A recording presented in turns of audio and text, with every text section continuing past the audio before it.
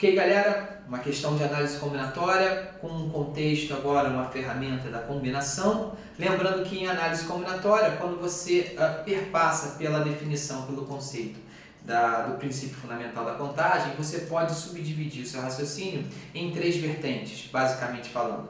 Uma vertente voltada para a ideia de uma permutação, de uma troca de elementos. Lembrando que nessa questão, onde o contexto, né, da situação problema é troca ou permutação de objetos, você tem uma permutação ou simples, ou de elementos repetidos, ou ainda de uma permutação circular.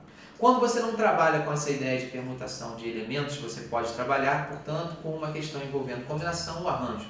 A combinação são problemas, são situações problemas, onde a ordem não é relevante, enquanto que o arranjo, a ordem é relevante. Um resumo rápido de 1 minuto para que a coisa não fique estancada. Então a questão diz assim: 7 diferentes figuras foram criadas para ilustrar em grupos D4 o manual do candidato do vestibular estadual 2007.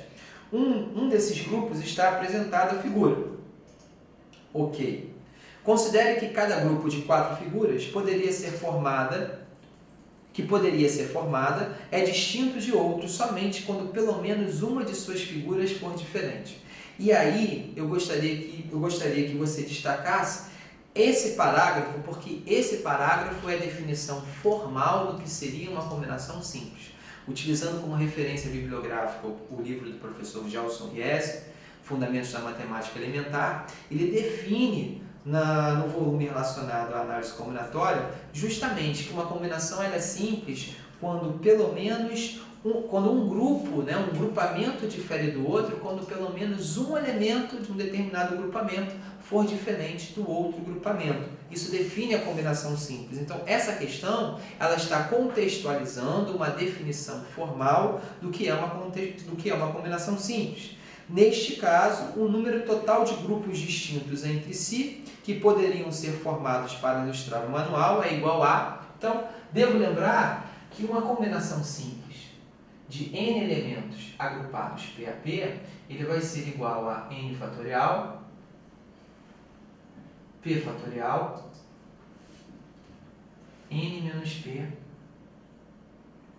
fatorial. No caso, né, nessa questão você tem 7 figuras, das quais você vai agrupar 4 nas condições pré-estabelecidas no problema. Então você tem como resposta 7 fatorial sobre 4 fatorial vezes 7 menos 4, portanto 3 fatorial.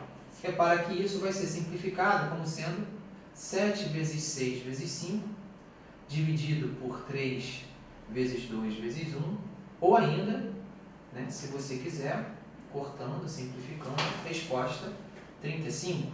Ou seja, gabarito da questão 35, letra B de bola.